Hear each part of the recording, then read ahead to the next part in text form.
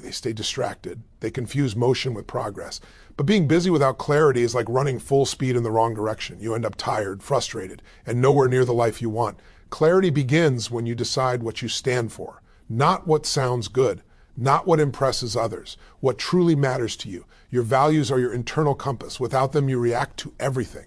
With them, you respond intentionally. When you know your values, decisions become simpler. You stop negotiating with yourself. You stop tolerating what drains you. You stop saying yes to things that don't align with who you're becoming. And clarity also means knowing what you want, and just as importantly, what you don't want. Most people spend more time planning vacations than designing their lives. They have vague hopes instead of clear targets, but the brain doesn't move toward vagueness. It moves toward specificity. The clearer the target, the stronger the pull. When your goals are clear, your actions align automatically. You don't need willpower, you need direction. But here's the part most people miss. Clarity isn't just intellectual, it's emotional. You can know what you want and still feel stuck if your emotional state is weak. That's why clarity requires you to manage your focus. Whatever you focus on consistently becomes your reality. If you focus on problems, you feel powerless. If you focus on possibilities, you feel resourceful. Same life, different lens. Clarity comes from choosing what you give meaning to. Ask yourself this: what are you repeatedly focusing on that's draining your energy? Old stories, past failures, other people's opinions. None of those deserve permanent residence in your mind. Clarity requires mental discipline. It means you choose empowering questions over disempowering ones. Not why does this always happen to me, but what can I learn from this right now? That shift alone can restore your sense of control. And once clarity starts to form, something incredible happens. Strength follows. Because when you know your why, your how becomes flexible. You can endure discomfort when you understand its purpose. You can push through resistance when you know it's leading somewhere meaningful. Strength isn't about never feeling doubt. It's about acting in alignment, even when doubt shows up. Clarity also sharpens your standards. You stop tolerating inconsistency in yourself. You stop lowering expectations to match your mood. You raise the bar because you finally see what's possible. And when your standards rise, your identity begins to change. You no longer ask, can I do this? You ask, what's required? That's the mindset of someone stepping into their power. Let me tell you something important. Clarity doesn't come from waiting. It comes from engagement, from action, from feedback. You get clearer by moving, adjusting, refining. Perfection is not clarity. It's procrastination disguised as preparation. The moment you commit to a direction, even imperfectly, your mind organizes itself around that commitment. Momentum creates clarity faster than thinking ever will. And clarity must be reinforced daily, through rituals, through reflection, through choosing your inputs carefully. What you read, watch, listen to, and allow into your mind is shaping your internal environment. If you want clarity, you must protect it. That means guarding your energy, your focus, and your time like the assets they are. You don't need more information. You need better filters. When clarity becomes part of how you live, strength becomes inevitable. You trust yourself. You follow through. You show up differently. And life responds differently to someone who moves with certainty. Opportunities recognize clarity. People respect it. And challenges no longer intimidate you. They inform you. So decide today to end the fog. Decide to ask the hard questions. Decide to align your focus, your values, and your actions. Because the moment your mind becomes clear, your power comes back. Most people are chasing returns in the wrong places. They look for quick wins, shortcuts, external validation, or opportunities that promise fast results. But the highest return on investment you will ever experience will never come from the outside world. It comes from what you build inside yourself.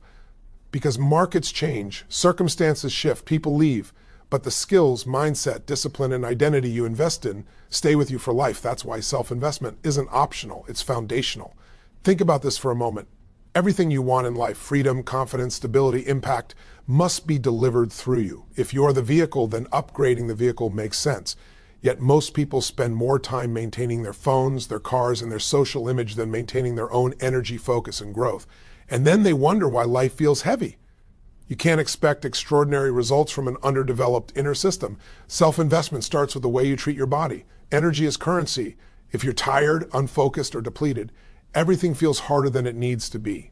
Strength begins when you respect your physical state enough to fuel it, move it, and challenge it. Not for appearance, but for capacity. Why? When your body is strong, your mind follows. When your energy rises, your standards rise with it. And when your standards rise, your choices improve. But physical strength alone isn't enough. You must invest in your mind, your beliefs, your patterns, your emotional conditioning. This is where most people either build power or give it away. If you don't intentionally upgrade your thinking, you will unconsciously repeat the past. Old stories will run your decisions. Fear will negotiate your actions. Doubt will disguise itself as logic. Self-investment means challenging the thoughts that limit you and reinforcing the ones that expand you. Ask yourself this: what beliefs are you practicing daily without realizing it? Because beliefs are practiced through repetition, not intention. If you repeatedly tell yourself you're behind, unlucky, or not enough, your nervous system accepts that as truth.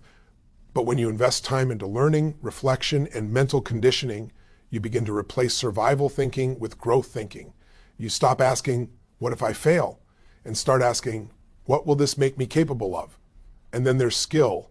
Skills create leverage. Confidence doesn't come from affirmations, it comes from competence. The more capable you become, the less you need approval. When you invest in learning how to communicate, lead, adapt, and solve problems, you increase your value in every environment. Skills give you options, and options reduce fear. A person with options walks differently, speaks differently, and decides differently. Yet self-investment isn't just about what you add, it's also about what you remove. You must stop investing in habits that drain you. Overthinking, procrastination, constant comparison, emotional chaos. Every time you entertain these patterns, you're making a withdrawal from your future. Self-investment requires honesty. You have to be willing to look at where your time, energy, and attention are leaking and close those gaps. One of the most powerful investments you can make is in discipline. Not punishment, not rigidity. Discipline is self-respect in action. It's doing what aligns with your future even when the present negotiates for comfort. Every small act of discipline compounds into self-trust, and self-trust is strength. When you know you will follow through, fear loses its grip. You stop needing motivation because you've built reliability within yourself. And understand this, self-investment is not selfish. When you grow, everyone around you benefits. Your relationships improve because you bring clarity instead of confusion. Your work improves because you bring focus instead of force. Your leadership improves because people can feel your certainty. The more you invest in yourself, the more you have to give without depletion. Most people delay self-investment because they think they need more time, more money, or more certainty. But the truth is, you start with what you have: 5 minutes of focused learning, one uncomfortable conversation, one commitment kept, one habit changed. Small investments made consistently create massive returns. Compounding works the same in personal growth as it does in finance, except the returns are permanent. And here's the shift that changes everything. You don't wait to feel worthy before investing in yourself. You invest and worthiness follows. Confide. NCE is not the cause, it's the result. Strength is not something you're born with. It's something you build by choosing growth over comfort repeatedly. So make the decision today to become your greatest asset. Invest in your body, invest in your mind, invest in your skills, invest in your discipline. Because the more you build yourself, the less life can shake you. And when the world becomes uncertain, you become the certainty. Most people think strength is forged in dramatic moments, when everything is on the line, when pressure is high, when the world is watching. But that's not where real strength is built. Real strength is built quietly, invisibly, in the daily decisions you make when no one is applauding you, when no one is checking, when quitting would be easy and comfortable. Strength isn't created in intensity alone, it's created in consistency. Every single day, life presents you with small choices. Do you follow through or do you delay? Do you speak up or stay silent? Do you move your body or negotiate with fatigue? Do you focus on what matters or drift into distraction? These moments don't feel heroic, but they are shaping your identity, and your identity is your destiny in motion. Most people underestimate the power of these small decisions because they don't feel significant in the moment. Skipping one habit doesn't feel like failure. Avoiding one uncomfortable action doesn't feel like weakness. But repeated daily, these choices compound. And over time, they either build inner strength or quietly erode it. You don't wake up one day suddenly strong or suddenly weak. You wake up as the sum total of what you've been practicing. Strength is the ability to do what aligns with your future, even when your present emotions resist. And emotions are loud. They will argue for comfort. They will rationalize delay. They will dress fear up as logic. But strength listens and still chooses action, not forcefully, not aggressively, calmly, consistently. Think about this. Every time you keep a small promise to yourself, you deposit trust into your own identity. Every time you break one, you withdraw from it. Over time, people who feel strong are simply people who trust themselves. They know that when they decide something, they will act. That trust doesn't come from motivation, it comes from repetition. And this is why daily structure matters, not rigid rules, but intentional routines. When you remove decision fatigue, you conserve energy for what matters. When you decide in advance how you will act, emotions lose their power to hijack your day. Strength grows in environments that support it. You don't rise to the level of your goals, you fall to the level of your systems. Most people wait to feel strong before acting, but strength follows action, not the other way around. You don't build courage by waiting for confidence. You build confidence by acting before you feel ready. The body moves first, the mind catches up. Action creates evidence, and evidence reshapes belief. And let's be honest, this isn't about perfection. Strength doesn't mean you never miss a day. It means you don't miss twice. It means you return faster. It means you don't turn one slip into a story about who you are. Strong people don't waste energy on self-judgment. They redirect it into recommitment. Daily strength is also about restraint, knowing when to stop, when to say no, when to protect your energy instead of proving yourself. Not every battle deserves your attention. Not every opinion deserves your response. Strength is knowing where your energy produces the highest return and placing it there intentionally. And here's something critical. Strength grows when discomfort becomes familiar. Not enjoyable, but familiar. When you repeatedly step into discomfort and survive it, your nervous system learns that you are safe in challenge. That's when fear stops controlling you. You don't eliminate fear, you outgrow its authority. Most people avoid discomfort because they think it will break them, but avoidance weakens you far faster than effort ever could. Effort builds muscle, resistance builds resilience, and every day you choose the harder right over the easier wrong, you train your mind to stay steady under pressure. Strength is also built through focus. What you give your attention to shapes your emotional state. If you start your day consuming chaos, comparison, and negativity, you are training weakness. But when you start your day with intention, with movement, learning, reflection, you are setting a tone your mind follows. Mornings matter, evenings matter. The edges of your day shape the core. And let's talk about patience. Strength is not urgency, it's endurance. It's the willingness to play the long game without needing constant validation. Strong people don't panic when results are slow. They trust the process because they trust themselves. They know growth is happening beneath the surface before it becomes visible. Daily strength also means taking ownership. No blaming, no waiting, no outsourcing responsibility for how you feel, think, or act. Ownership is power. The moment you say, this is mine to handle, your posture changes, your voice changes, your decisions change. You stop being at the mercy of circumstances and start shaping them. And the most powerful part, strength becomes your identity. You stop asking, do I feel like doing this? And start asking, who am I becoming if I do or don't do this? That question alone elevates behavior because identity-based decisions are stronger than emotion-based ones. Over time, these daily decisions do something extraordinary. They simplify life. You waste less energy negotiating with yourself. You experience less inner conflict. You move with calm certainty. And challenges no longer feel like threats. They feel like tests you're prepared for. So don't wait for a defining moment to prove your strength. Build it quietly today, in the small decisions, in the disciplined follow-through, in choosing alignment over ease, because that's how strength becomes permanent. Most people don't realize that their life is not shaped by their desires. It's shaped by their standards. You don't get what you want, you get what you tolerate. And that one distinction explains why some people keep repeating the same struggles year after year, while others rise, adapt, and expand, no matter what life throws at them. Standards are the invisible rules you live by. They determine how you treat yourself, what you accept from others, and how you respond when things get difficult. A standard is not a goal. A goal is something you aim for. A standard is something you live by.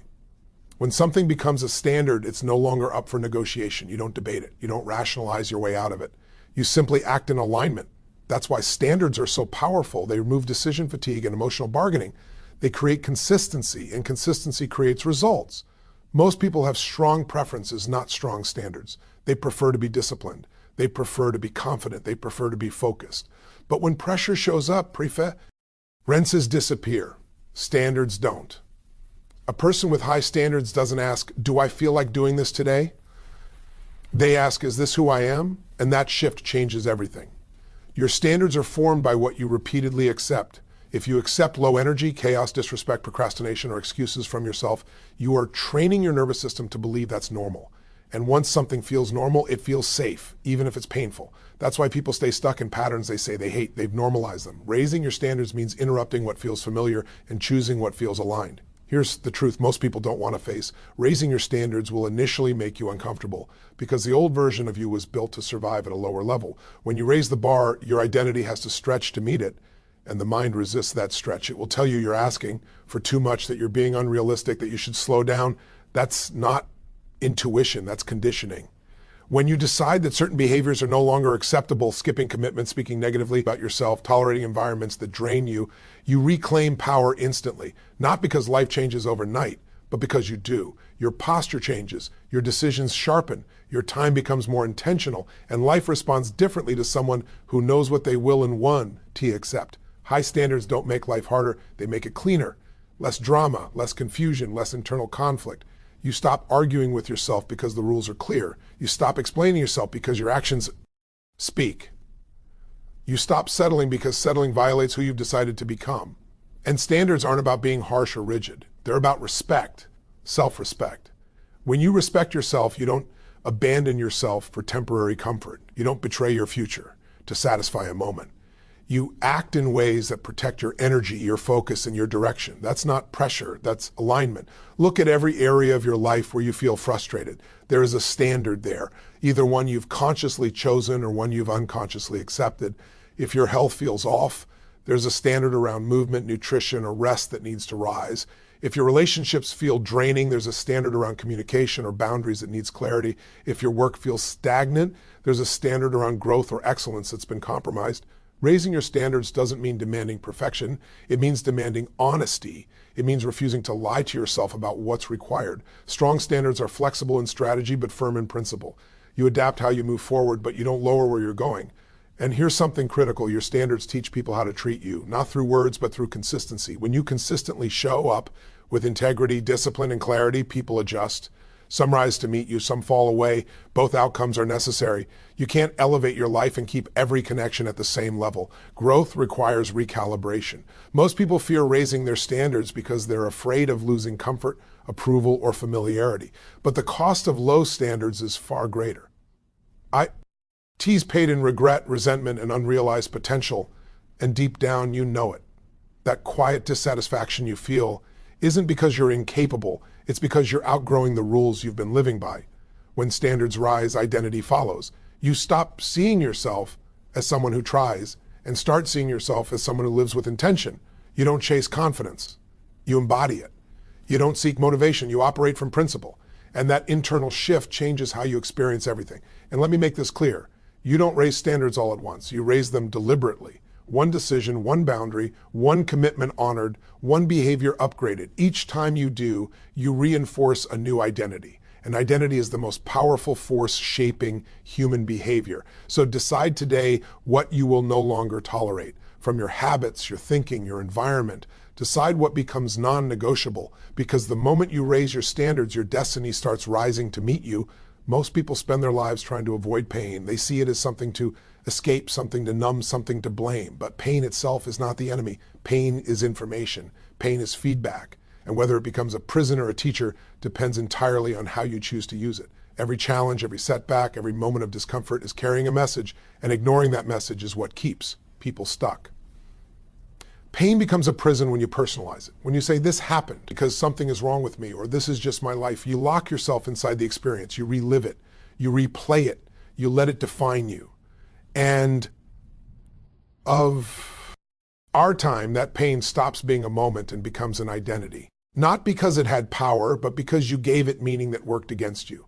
But pain becomes a teacher the moment you get curious instead of defensive. The moment you ask, what is this trying to show me, instead of why is this happening to me? That single shift changes your posture. You move from victim to student, and students grow. Victims stay frozen. Every strong person you admire didn't avoid pain. They used it. They learned from rejection. They refined themselves through failure. They built clarity through confusion. The difference wasn't the absence of hardship. It was the willingness to extract value from it. Pain, when processed correctly, sharpens awareness. It exposes patterns. It reveals what no longer works. And that awareness is the doorway to strength. Most people stay stuck not because pain is too intense, but because they keep numbing it instead of integrating it. Distractions, addictions, overworking, constant noise, these are not solutions, they are delays. And what you delay, you repeat. Pain that isn't learned from returns, often louder and more demanding than before. Using pain as a teacher requires honesty. You have to be willing to look at your role without self-attack. Not blame, responsibility. Responsibility is empowering. It says, if I played a part, I can play a new part. And that realization is freedom. Because the moment you see how you contributed to an outcome, you also see how you can change it. Pain also exposes your standards, what you tolerate emotionally, what you accept relationally, what you avoid internally. If a situation keeps hurting you, it's pointing to a boundary that hasn't been set, a truth that hasn't been spoken, or a decision that's been postponed. Pain keeps knocking until you listen. And let's talk about emotional pain, because this is where most people lose momentum. Physical pain heals, emotional pain lingers if you let it, but emotional pain doesn't need to harden you or close you off. When processed correctly, it deepens you, it builds empathy, it sharpens intuition, it strengthens discernment. The goal is not to eliminate pain. The goal is to become resilient enough to move through it without losing yourself. Pain becomes a prison when you keep asking the past to give you answers it can't. Replaying old moments doesn't create clarity, it creates stagnation. The lesson is never in reliving the pain, it's in extracting the meaning and moving forward with that knowledge. Strong people honor the lesson without living in the memory. And understand this, growth often feels like loss before it feels like expansion. When you outgrow a version of yourself, there is grief. When you release an identity, there is discomfort. But that discomfort is not a signal to retreat. It's confirmation that change is happening. Pain is often the sound of old limits breaking. Most people fear pain because they believe it will overwhelm them. But the truth is, what overwhelms you is resistance, not pain itself. When you allow yourself to feel without judgment, pain moves through faster. When you fight it, suppress it, or deny it, it stays. Strength is not the absence of feeling. It's the capacity to feel fully and still move forward. Using pain as fuel doesn't mean glorifying struggle. It means honoring its purpose. It means letting hardship refine your focus instead of fracturing it. Pain can either narrow your world or clarify it, and clarity is power. And here's the most important shift. Pain does not mean you're failing. It often means you're evolving. Comfort is familiar. Growth is disruptive. If you are uncomfortable, it may be because you are shedding an old identity that can no longer carry you where you're going. So the next time pain shows up, don't run from it. Don't dramatize it. Don't build a home inside. Ask better questions. Listen closely. Extract the lesson. Then use that lesson to move forward stronger, wiser, and more grounded than before. Because when pain becomes a teacher, it loses its power to imprison you. Whether you realize it or not, you are training yourself every single day. Your mind, your emotions, your identity, they are being shaped by repetition. Not by what you intend, not by what you hope, but by what you consistently reinforce. What you think about, what you focus on, what you say to yourself, what you do when it's uncomfortable. These patterns are carving a direction for your life right now. And the most powerful truth is this: you become what you repeatedly reinforce. Most people believe their future is determined by a few big decisions, but it's not. It's determined by small, repeated behaviors that feel insignificant in the moment. The way you talk to yourself when something goes wrong, the way you respond to pressure, the way you start your mornings and end your nights. These are not neutral moments, they are conditioning moments. And over time, they hardwire who you are becoming. Your inner dialogue matters more than you think. The voice you listen to most is your own, and that voice is either building you or breaking you down. If you constantly reinforce doubt, scarcity, or self-criticism, your nervous system adapts to that frequency. It starts to feel normal. And once something feels normal, it feels true, even if it's limiting.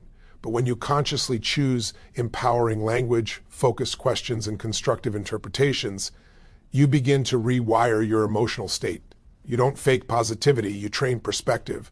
Reinforcement happens through emotion. Whatever you attach strong emotion to becomes memorable, repeatable, and influential.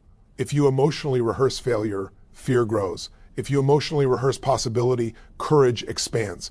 This is why focus is everything. The mind moves toward what you consistently emphasize. You can't reinforce confidence and constantly dwell on worst-case scenarios at the same time. One will dominate. Your habits are another form of reinforcement. Every habit is a vote for the person you are becoming. When you repeatedly act in alignment with discipline, clarity, and growth, your identity shifts naturally. You stop trying to be strong. You see yourself as strong. And identity-based change is permanent. Once you believe this is who I am, Behavior follows with far less effort. But here's where most people sabotage themselves: inconsistency. They reinforce growth one day and reinforce limitation the next. They wonder why they feel unstable, why confidence comes and goes. Confidence isn't built in intensity, it's built in consistency. You don't need massive actions. You need repeated alignment, small daily reinforcements, compound faster than occasional breakthroughs. Reinforcement also comes from your environment. What you surround yourself with, conversations, media, people, information, is shaping you. If you constantly expose yourself to negativity, comparison, distraction, you are training your mind to scatter. But when you curate your inputs, when you protect your focus, when you choose environments that challenge and elevate you, reinforcement works in your favor. You don't rise by accident, you rise by design.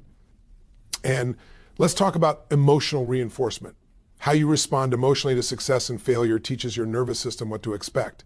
If you punish yourself for mistakes, you train fear. If you learn from them and recommit, you train resilience. Strong people don't avoid failure. They reinforce growth-oriented responses to it. That's why setbacks don't stop them. Their system has been trained to recover quickly.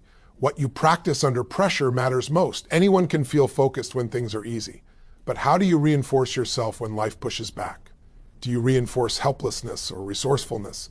Do you reinforce blame or ownership? Those moments are shaping your future reactions. Pressure doesn't change you. It reveals what you've been practicing. Reinforcement is also about identity language. Saying "I'm trying" reinforces hesitation. Saying "I don't have time" reinforces powerlessness. Words are not harmless, they are instructions to your nervous system. When you shift language, you shift state.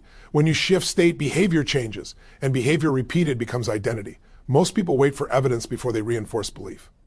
Strong people reverse the order. They reinforce belief through action, and evidence follows. You don't wait to feel confident to act. You act in alignment, and confidence grows. You don't wait to feel disciplined. You practice discipline, and identity solidifies. Reinforcement precedes transformation. And here's the deeper layer. Reinforcement determines what you see. Your brain is a filtering system. It looks for evidence that supports what you already believe. When you reinforce limitation, you notice obstacles. When you reinforce growth, you notice opportunities. Same world, different filter. And that filter shapes your reality.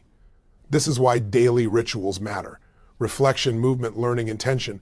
These are not productivity tools. They are reinforcement tools. They remind your system who you are and where you're going. Without reinforcement, even the clearest vision fades. With reinforcement, momentum becomes inevitable.